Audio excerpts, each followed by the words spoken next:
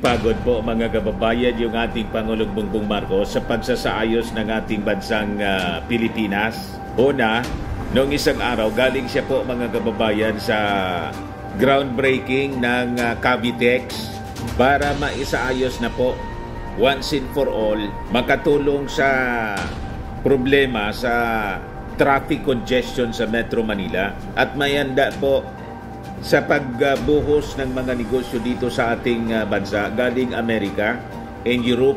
Kaya mayroon tayong tinatawag na Luzon Business Corridor. So ito yung mga big ticket. Nagbabagang mga balita at pagtalakay sa mga isla lipunan. Pulsa, opinyon, para at paglalantad sa katotohanan. Pulsa, what you see is what you get. Unisan. Projects. Ngayon naman, yung ating Pangulong Bongbong Marcos, kagagaling lang po niya kahapon din doon sa Westcom para kausapin yung ating mga sundalo at bigyang parangal. Lalo't alam na ninyo yung nangyari sa Ayungin incident.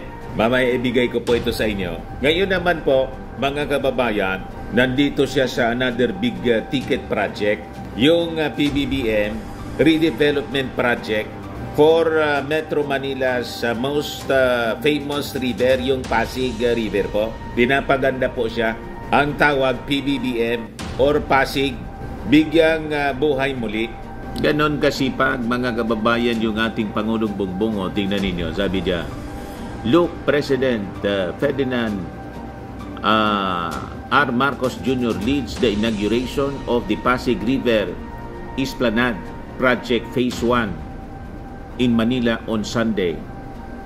The project is part of the Pasig Bigyang Buhay Muli or PBBM Redevelopment Project for Metro Manila's most famous river. O, di ba? Yan po yung perspective, napakaganda. So, nandyan si Mayor Hani Lacuna, si Speaker Martin Romualdez, si DILG Secretary Binor Abalos, tapos si Housing Chairman, Housing Secretary Acosar. Ayan po. Kasi yung mga maapektuhan ng mga residente po dyan sa paligid, bibigyan sila ng housing. So napakaganda mga kababayan yung plano. Napakagaling talaga po ng ating Pangulong Bongbong Marcos. Dapat nito i-extend yung kanyang term hanggang 20 years. Gatong ka na naman niya, Mr. Maravillas, yung akusasyon ng mga nausog. Gusto mag-perpetuate niya to power tulad ng kanyang tatay. Baseless accusation mga kababayan. Ang gusto nilang mangyari, upo na si Inday. To 2 years pa nga lang, tinutulak ninyong pumalit o maging Pangulo ng ating bansa. Di nga naayos niya yung Di nga kinaya yung DepEd po, yung mga problema ng DepEd, yung problema pa ng buong Pilipinas.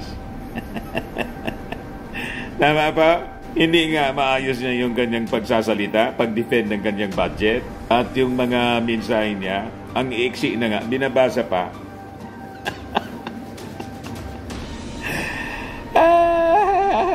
Ang maintindihan mo lang yung syukran.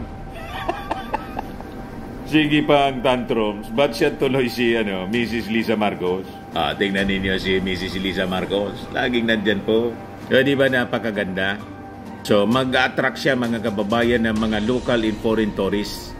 Ngayon nga po, lagi nang matao dyan, kinover ng mga PBBM vloggers, yung mga naunang development, itong nakikita ninyo. Lagi nang matao dyan po. Kaya lang, siyempre ngayon, nilimit kasi pupunta yung Pangulo, security. So, napakagandang development, mga kababayan ito.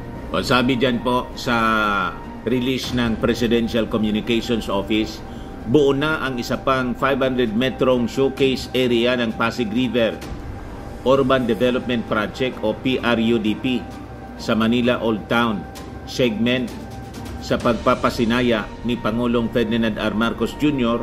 sa PRUDP Phase 1C ngayong Hunyo 23. Kinokonekta ng karagdagang 250 metrong esplanade ng Phase 1C ang nasa Jones Bridge papuntang Plaza Mexico at Fort Santiago sa Intramuros. Hatid ng proyekto ay pedestrian-friendly infrastructure, green spaces at commercial zones na bahagi ng rehabilitasyon ng Ilog Pasig. Di ba nakakatuwa ito, mga kababayan? Talagang gusto ng ating Pangulong Bongbong na ma-maintain na yung... So, unahin ko na muna itong statement, mga kababayan, kasi napakahalaga po ito. Galing sa business group. Yan po. Maliit kasi siya, kaya hindi ko na babayan na ibigay sa inyo yung full story ng balitang yan. Click subscribe muna dito sa ating YouTube channel and hit the notification bell para lagi po kayong updated sa mga kaganapan dito sa ating bansa. Like and share na rin po ninyo ang ating video. At huwag na rin po ninyo na skip yung ating mga commercial ads para tuloy-tuloy lang ang pag-unlad ng Bagong Pilipinas. Sa mga nagana po ng malinis and spacious fitness gym, pumunta lang po kayo sa aming Colossal Fitness Gym. We also offer Grab Car Rental with our brand new 2023 model ng Toyota Innova.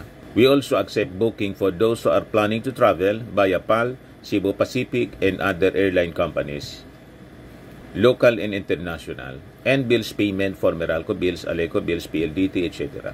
Ang Colossal Fitness Gym is located at 3rd floor Security Bank Building, Lanco Business Park, Legazpi City, Albay. For inquiries, look for Gilon Maravillas, contact number 0966-802-0949. Yan po yung aming Innova. Lagi na pong matao sa amin.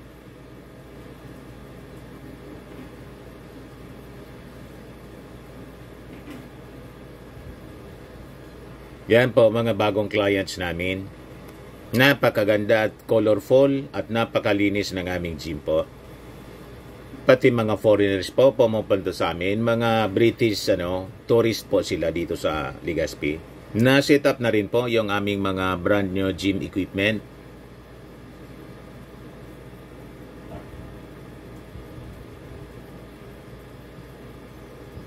May treadmill na rin po kami.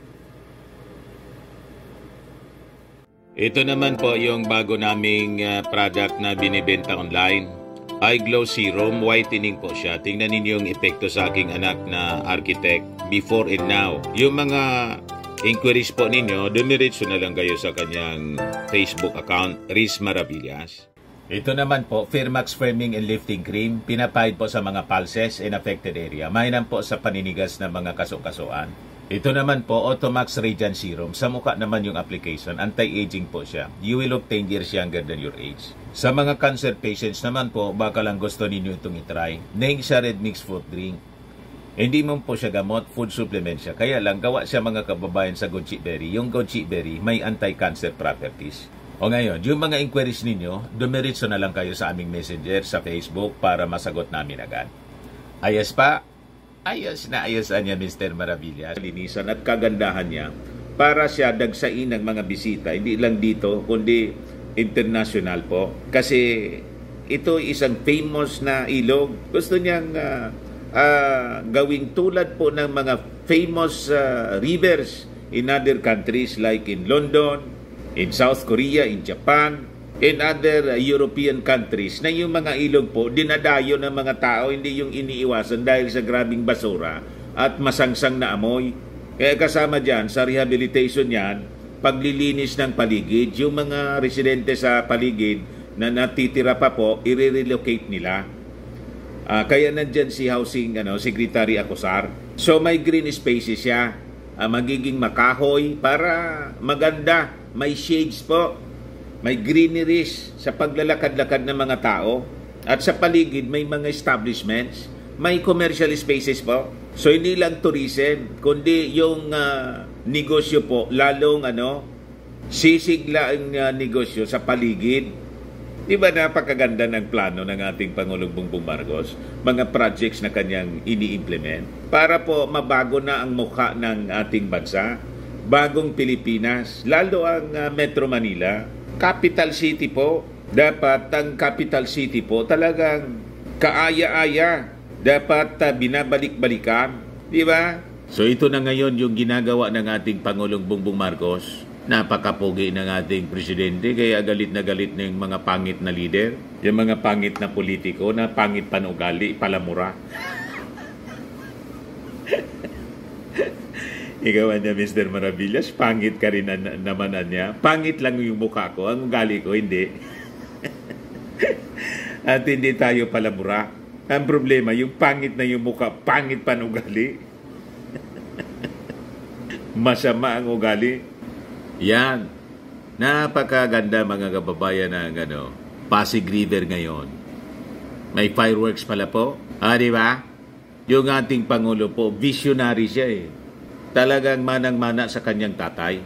Builder po siya. So ito yung utos ng ating Pangulo sa mga concerned agencies to keep the pace in rehabilitating Pasig River niya.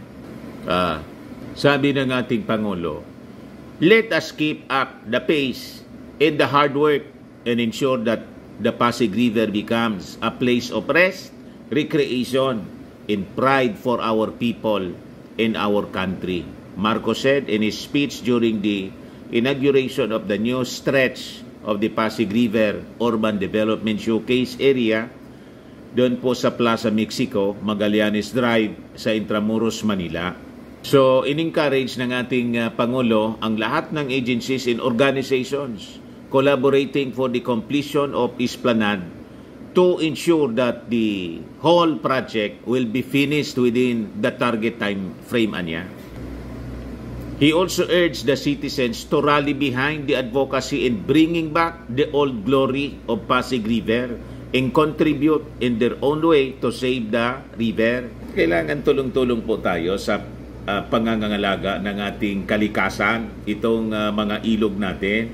Parang yung sa kanta po, wala ka bang napapansin? Asin yata, asin, tama, asin. Sa ating kapaligiran, kay domina ng hangin, pati na ang mga ilog natin. Di ba? So, kailangan po na tayo'y magtulong-tulong. Yung disiplina, yung kalinisan po. Kasi yung magkikinabang po, tayo man lang. Kasi, di ba? Hanggang ngayon nga po, ang Ilog Pasig nangangamoy pa. Iniiwasan namin ni Mrs. yung makalapit dyan. Pero pag napunta kami Metro Manila, pag may time, bibisita kami ni Mrs. para personal naming makita kung gaano na po kaganda itong redevelopment na ginagawa ng ating Pangulong Bongbong Marcos. Di ba? So tulong-tulong dapat, sabi ng ating Pangulo, supporting and participating in the efforts of the government and its partners to help maintain its cleanliness niya.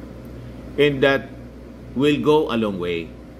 So sabi ng ating Pangulo, yung ginagawa natin niya dito will reflect our efforts in other areas of the country and how successful we are in improving and leaving the country a better place than we found it. So, ang pagpapaganda po, sisave ng mga kailugan po, gagawin po hindi lang sa Metro Manila, all throughout the country. Dapat malinis tayo. Bagong Pilipinas nga po, bagong Filipino, bagong Pilipinas. Paano niya Mr. Maravilla, si Inday, at saka mga nausog, ayaw ng bagong Pilipinas, him. No comment siya. Kaya niyan siguro Mr. Maravillas napilit ka na mag-resign kasi may may executive order yung ating Pangulo. Doon nga sa Davao City ng Independence Day celebration, hindi man sila nagkanta po, hindi man nila kinanta yung bagong Pilipinas hymn. Pati yung pledge po, hindi ni-recite. May defiance po. Ayaw nila ng magandang kaisipan. Gusto nila yung morally. The old mindset, mga kababayan. He assured that he and First Lady Lisa Araneta Marcos will provide their all-out support and commitment to the completion nitong project. So umaasa niya ako na in 3 years time itong Pasig River will be a river that will look and feel like the famous waterways across the world, such as the Seine River in Paris, the river Thames River in London, at saka yung Chao Phraya in Bangkok. Di ba? Yan ang gusto ng ating Pangulong Bongbong Marcos, na kahalintulad po ng napakababantog, napakalilinis, napakagagandang mga ilog sa mundo. Hindi pag sinabing Pasig River po, ang makita mo burak, baho sa paligid, iniiwasan ng mga tao. Ngayon, nililinis na siya, dinidevelop po, magiging tourist destination po siya. At magiging business center po siya, mga kababayan. Magbibigay ng trabaho at kabuhayan, livelihood para sa mga mamamayan.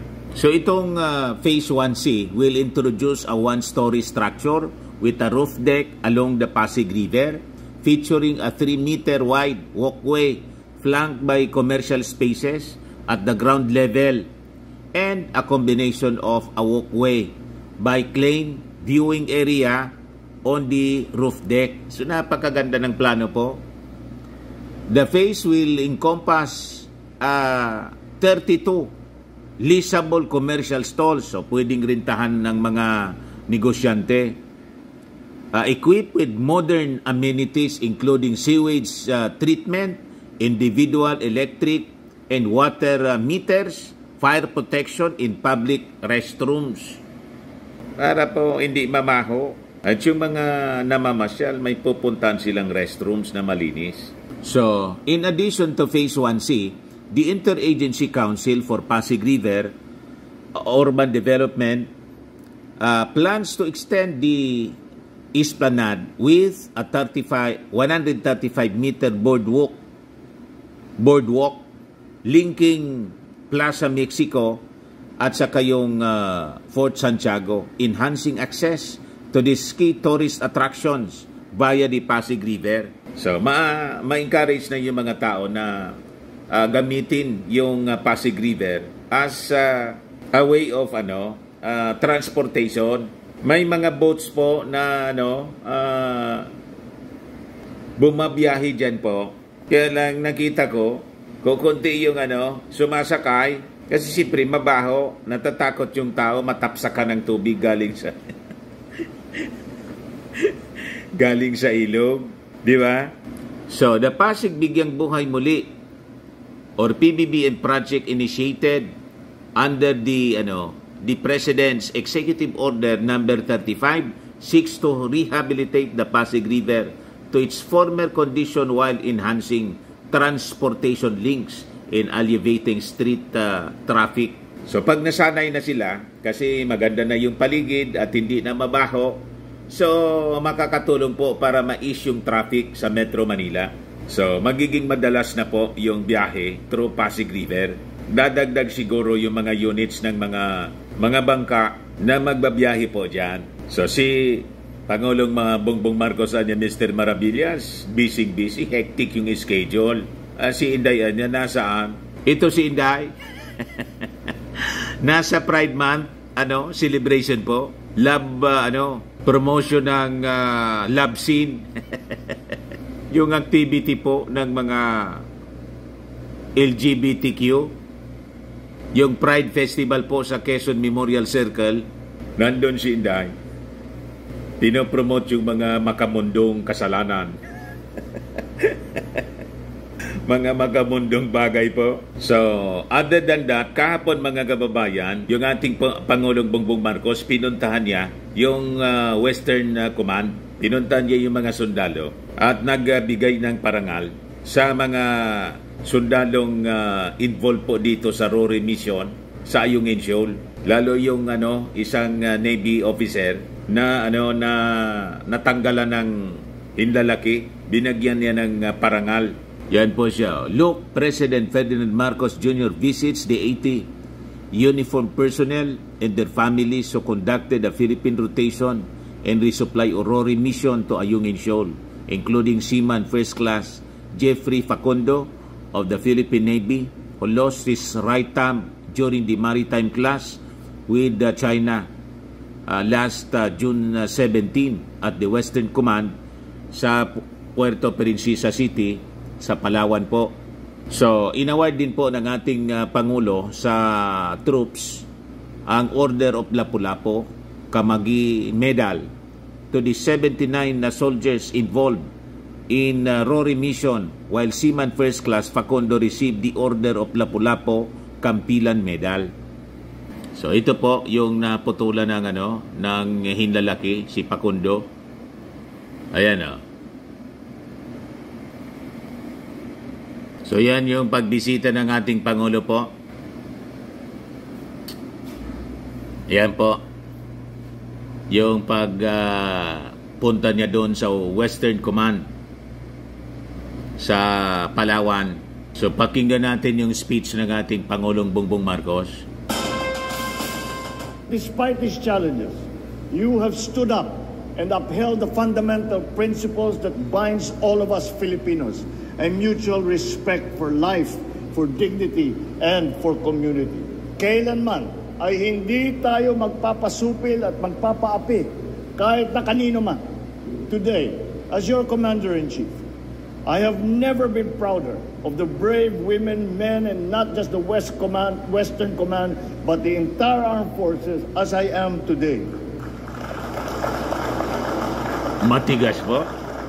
I salute the 80 officers and troops who sailed the waters and exercised the greatest restraint amidst intense provocation.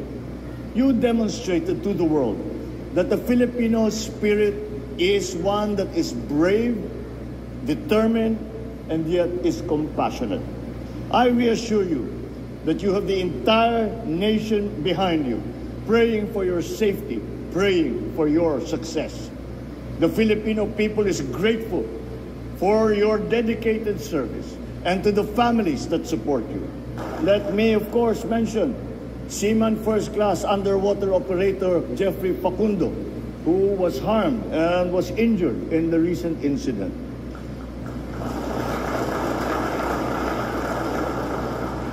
So as we award these medals, we remember that on June the 17th, we made a conscious and deliberate choice to remain in the path of peace. The government will continue to provide all your needs and look after your welfare and your family's welfare.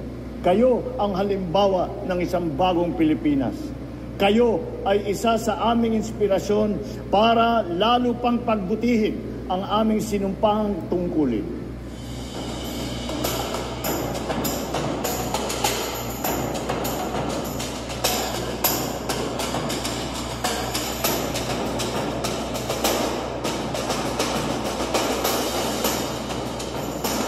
So, di ba? Nakaka-proud mga kababayan. Matigas po yung mga binitawang salita ng ating Pangulong Bongbong Marcos. Inonor niya yung ating mga sundalo na mga matatapang. O, di ba? Hindi tayo pasisindak po sa China. Ganon ang Commander-in-Chief. O, di ba?